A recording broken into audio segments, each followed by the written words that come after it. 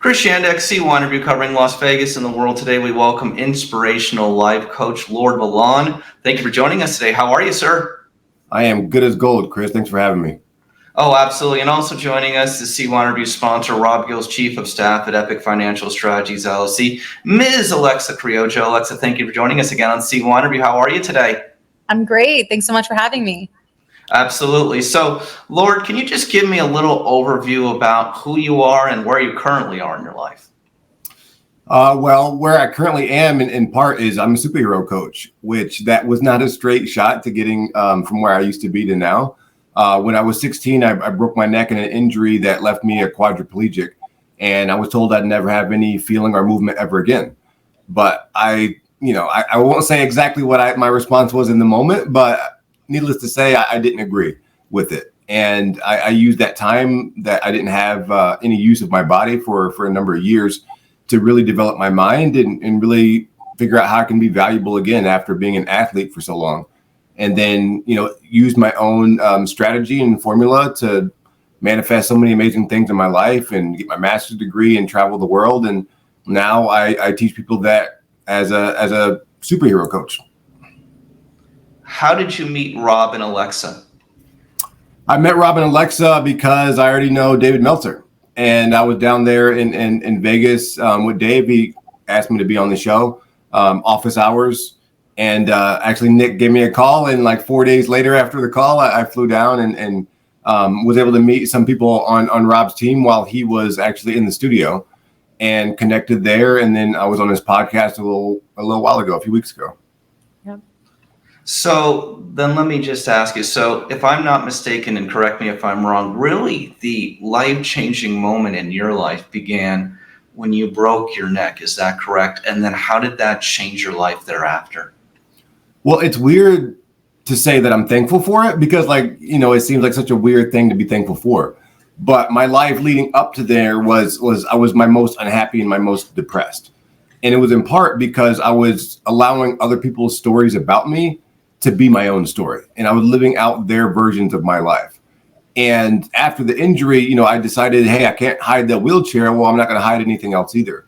So all the things that I was interested in, whether that was foreign language or studying women's fashion design and then getting my degree in that and working for a fashion house, I just kept saying yes to my own good ideas. And that was a real catalyst for me to become more bold and more expressive and then allow people, teach people to do the same thing.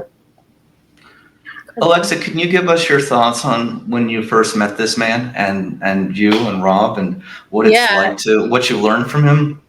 I mean, as you can see, Lord's story is absolutely incredible. To say that the best years of his life started after something so tragic, it's inspirational within itself, right? And when we met at Meltzer's, I didn't have the privilege of speaking to him so much as Eddie, one of our other team members, but I got to listen a bit to his story when he was doing the podcast with Rob. And I said, oh, we got to get him on. Eddie told me a snapshot and I said, oh yeah, no, we have to get him on the podcast because, on Rob's podcast, he's always talking about mindset, peak performance mindset, along with the financial stuff. And because it matters, and your brain is your most important muscle that you have in your body, right? And it seems that through that accident, right, or that thing that happened to you, Lord, you were able to really focus on making that the strongest muscle that you can possibly make it to create all the things you have. So that's incredible. Thoughts?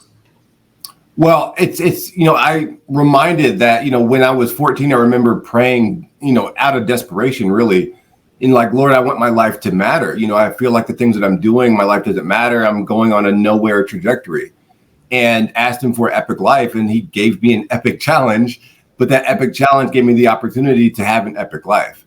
And, we respect people and we love the stories of the hero overcoming these amazing things. And he gave me something really enduring that would, allow me to have an epic life. And it's, I tell people, if a guy got an injury and he broke his neck and 2 weeks later he started walking again, you would say, wow, that's a great miracle. It's amazing. But mine was 23 years later. And when I'm like, well, that sounds pretty awesome and epic, that I didn't let it deter me. And it's amazing because I can let people know that challenge and hardship are really just precursors to glory if you allow them. Like if you have the right attitude, if you have the right mindset, if you have the right tools, and you stick it out long enough, then it's amazing what you can produce. So just to clarify, you end up being in a wheelchair for 23 years, and then after 23 years, that was the first time you ever walked again. Am I right about that, or am I wrong? Please clarify. You're right. Yeah. After 23 years is when I was able to stand up and walk in a harness. I'd been working out for years and years. I was a big athlete beforehand. So like working out when nobody's looking is not really new to me. But like I didn't expect to have to do like 8,000 reps just to wake my muscles up. But over the last 5 years is when I started walking and moving my legs and gained like 25 pounds of muscle. And it's just, Wow. I don't know if it's because God was like, all right, well, you helped enough people. Now, I'll give you a little bit, more of yourself physically. But it definitely worked out that way. And now it's, night and day. It's awesome. Alexa, what can we learn from his attitude of how he has approached life? I mean, if you mimic that, the persistency, the perseverance, right? Like I think someone would have expected it to happen a lot sooner. 23 years is a long time for most. Most would have quit. And something I say to myself all the time: if you don't quit, you win. Because it's true, that you don't know when your big break is going to be, or when those things will kind of come to life sometimes. And you have to have a lot of faith in order to keep acting and working towards it as if it already happened. So I think that anyone can take that lesson with them in their career and their relationships and anything that they really want in life. It's, hey, you can't decide, hey, exactly when and how it's going to happen. But if you keep going towards that goal, like eventually it will come to you. So, sir, just to take us back for our CYInterview listeners who might not know, what is the definition of a lord? What does a lord do? A lord is someone who, a lord of the manor is like the full expression, I guess. And that just means that like you have the right to a castle or an estate that has been built in England or France. And my dad grew up in and out of an orphanage. And so we weren't really sure about his lineage or his history. And about 10 years ago or so, we did the whole extensive DNA test and then the lineage test. And then also like his entire records traced it back to the 1700s, and found out that his family were lords and ladies in England and France for centuries, and that the castle is still there. And his mom was the last in that bloodline. And he has 2 sons. My brother didn't claim the title. I said, I'm going to claim it, even though I can't move into the castle, but, I'm going to claim it. And it's Lord of the Manor. So I'm Lord Milan officially. And, I own, it's like 10 feet of property of the castle that's left in England. But I think it's a really awesome story. And I've even looked into learning French as my 4th language so that I can buy some property in France and rebuild the castle my own self. Have you been there? Yes. Yep. I scouted out the area. It's in Loire Valley, France. It's perpetually 75 degrees. So that sounds awesome to me. And when we looked into the castle, and like I said, I'm learning French so that I can be a better negotiator. That's amazing. Understandable. Yeah. So, Alexa, this is a great time to talk about the latest with Rob Gill, Surviving Success. What's new?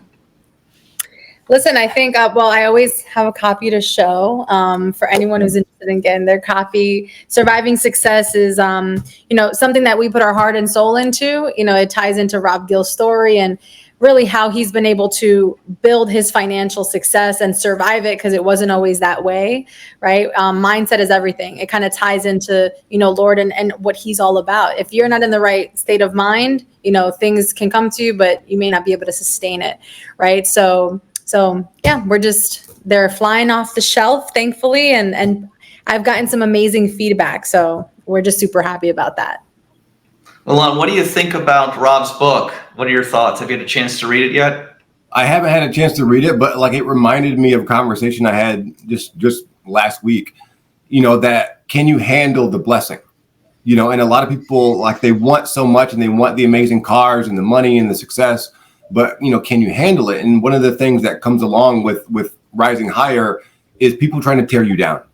And sometimes it's like, the mental blocks and things that you've that's been in your family. You just didn't know that, ways of thinking about money and time and women and success, they might be hindrances along the way, and that could really, jam up your energy flow and your success story. And, the things that Rob's had to learn, the hardships of how to handle those things, they come with it, like I remind my clients that when you ask for success, you're asking for all the things that make it happen. And some of those things are not necessarily the things that you want to go through, but knowing it ahead of time, it really gives you that heads up so you can handle it a lot better, which is fantastic. I agree with that. But the follow-up question I have for you then is that on the things you have dealt with in your life, what do you think is the most important thing you learned as you overcame that adversity after 23 years with the abilities to actually move and walk again? The most extraordinary thing is that God's not kidding. And to say that, I've really learned to co-create my life with God in a real amazing and authentic way. Partly because Jesus showed up at the end of my bed a week after my injury and started talking to me in a very extraordinary way and gave me like my first little life lesson about how to win. But really like looking at that as a relationship and not just something that I do occasionally or on the weekends or in a certain building or a certain time and place, but having that co-creative relationship throughout has given me so much. Can you kind of further elaborate what you mean by Jesus coming to your bed a week after the accident happened? I think people would like a further elaboration on that. Yeah, it's not usually the thing that you hear, right? But yeah, a week after, it was a week after I had gotten the diagnosis that I would never have any feeling or movement ever again. And I was woken up in the middle of the night, and I remember distinctly looking out the window and seeing, the lights from the parking lot, and then looking down, and I saw Satan sitting at the end of my bed with his back turned, and Jesus was standing there next to my bed. And he said, even in your broken state, if you control your thoughts, words, and actions, if you align those, then you can create whatever you want. And then he said something in Spanish, which I thought was weird because at the time I didn't speak really good Spanish, but I remembered it distinctly and wrote it down the next day or dictated it to somebody the next day because I couldn't hold a pencil at the time. And then that was really the jump off to my first book, which is called Drops, Daily Real Optimistic Power Statements. And it was started with those first power statements of control your thoughts, words, and actions. And you can create whatever you want. And he said, you'll walk again on Tuesday. I just don't know what Tuesday. So like every week and every Monday night, I'm just like, it might be tomorrow, kind of thing. And that's really, it's kept me going, all these years, it's kept me going. And like I said, developing that relationship, not just looking at it as that one-off, is the thing that's made the difference over all these years. What is the day one mindset? Can you please explain that to me? The day one mindset is my own coaching program. It's day one. And it's day one because it's all about like, if you treat today like it matters, then your whole life will. Because every day that you wake up is today. Like you never wake up and say, oh, I'm so glad it's tomorrow. It never happens. Or you never wake up and say, oh, it's yesterday. It never happens. Like the only day that we're actually awake and the only day that we're actually doing anything is today. And it's like we perpetually have these todays over and over. And when you treat today like it matters, like I said, then your whole life will. And day one, too, is also about like not judging yourself for what didn't happen or what hasn't happened yet. It's like, well, it's today, and today's the only thing that I can do something about. And for me, that was all that I could do. It's like, well, I don't know about the past or the future, but today I'm going to do this. And I realized that like the perpetual today of it all allows me to get so much more out of my own self and for other people to like relieve themselves of the anxiety of the past and future. And to really focus on today to get the most out of today. And, kind of like the whole AA thing, you only have to be sober today. It's not about 20 years from now. It's not about doing it every day for the next few weeks. It's about like, let's just do it today. And it takes a lot of pressure off and a lot of relief. And it really allows you to live today, which is the only place you can live anyway. Alexa, probably a lot of thoughts and questions. I give the floor to you. No, that's amazing. It's the power of one more, right? Just like focus on what you can do right now. That's so powerful. And I guess selfishly, I'm curious. Like you said, right? It's building your relationship with God. It's not something you just do one time, right? It's something that you have to do every single day. What does that look like for you? Like that practice. So maybe what did it look like before, and then after you decided to really kind of, devote yourself to that, to building that relationship up? Well, like a lot of kids in the South, especially in the military families where I grew up in, we went to church all the time. It's like at least a couple times a week. But it was really just like the regimen of it, because that's what I was given, But after my injury, I had so much downtime and so much alone time that I'm like, well, I need to work some stuff out. And I was like, all right, Lord, well, since you showed up before, I know you're listening. So let me just talk to you.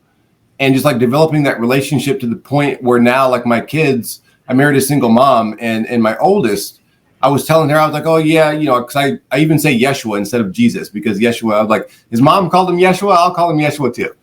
And really treating it like my really great friend advisor in my life. And it's like, I was having a conversation with my wife in front of my kids. It was like, hey, I was talking to Yeshua and he told me this, he told me that. And my daughter asked me, she's like, well, how come you never invite him over if you're always talking to him? And this, I'm like, wait, what? But like making it that practical that it's my friend, it's my advisor, it's in my life, it's every aspect of my life. And for a long time, I thought I would lose myself if I went that way, if I actually lived out my Christian faith. But I realized that like I'm my true self on this side of things, and there's so many things I don't have to worry about. So for me, it's not necessarily about like what prayers that I do, but that I involve him in everything that I do. Simply it's like, I acknowledge you in this interview. Thanks. And just like I keep it pushing. It's like I do my job essentially and allow him to do his. And like I've seen so many amazing things because of it. I love that. And one more question. Because I actually do speak Spanish fluently. What did he say in Spanish that you wrote down? He said, hay ciertos momentos en la vida que te cambia y otros que no puedes evitar, pero a mí creo en algo más sagrado que yo y eso me sostiene. And it means there's certain moments in life that are going to happen and others that you just can't avoid. But as for myself, I believe in something higher than myself, something more sacred, and that sustains me. Like that's the only thing I'm looking towards. And so many things happen to all of us, expected and not expected. But it's like when you're not looking at those things to dictate your life, you can be more powerful than your circumstance. And that's what it taught me. You can be more powerful than your circumstance, regardless of what that is. And you can do that by simply your own self-talk. Like that's the first thing that I teach all my clients is monitor your self-talk and decide what the ideal story is for your life and stick to that story. And eventually, like the amazing things happen, like God's in the unlikely business. So it's like, you might as well be in the unlikely business with him. It's awesome. Yeah. Like I tell people, like, I'm only going for the awesome story. Whatever happens, I'm going for the awesome story. So, that's what I've been able to do. And one last question, Chris, I lied before. Is there any success blessings, right, that you had to learn to survive? I'm curious because, I'm sure you've come across some things you didn't think you'd have before, or you did, but hadn't experienced yet. Are there any of those stories? Of challenges, you mean? Yeah. So, in Rob's book, when we talk about surviving success, obviously we're talking more about in the financial realm, right? You start making more money than you ever have before. Can I survive it? This blessing that I've so asked for so long, can I now survive this and kind of adjust the thermostat, right? And now this is the new me and not sabotage it. Has there been any moments for you? I know you said you've manifested beautiful things in your life, but things that you had to kind of, adjust mindset wise. One of the biggest adjustments I had to make mindset wise was I deserve it. Like I didn't really realize that how much that was in me to not accept certain things and not go for certain things and not believe that I deserved the things that I was even going for. And once that clicked, that like I deserve it, not because of anything that I've done, but I deserve it because God already decided for me to be here. And understanding, and that's one of the great things about my master's program in linguistics, is understanding the power of words. So like even the word desire means of the Father. So it means a gift that is given to you. So I'm like, well, I didn't desire to be a superhero coach. I didn't desire to help all these people. You gave me this. So that means that whatever comes as a result of that is something that I deserve. And it's already been decided. So it's like once I felt deserving of it, I became so much more proud of myself, and I was able to accept, compliments and gifts and all these things without any type of hindrance with that. And I remember when I was in Vegas with Meltzer, and then we all went out to dinner and everything. And I'm talking to John Assaraf, and I'm talking to somebody from Alex Hormozi's camp, and I just realized I feel good in this situation. I don't feel out of place. I don't feel undeserving. And like that was a real proud moment for myself to just realize that yeah, I'm good with these achievements, and I've done the work internally so that like when I'm in this place, then I can truly be in this place. I love that. Thank you so much. You're welcome. Thank you both for being on CYInterview today. Thank you for sharing your inspirational story, and please hang on with me.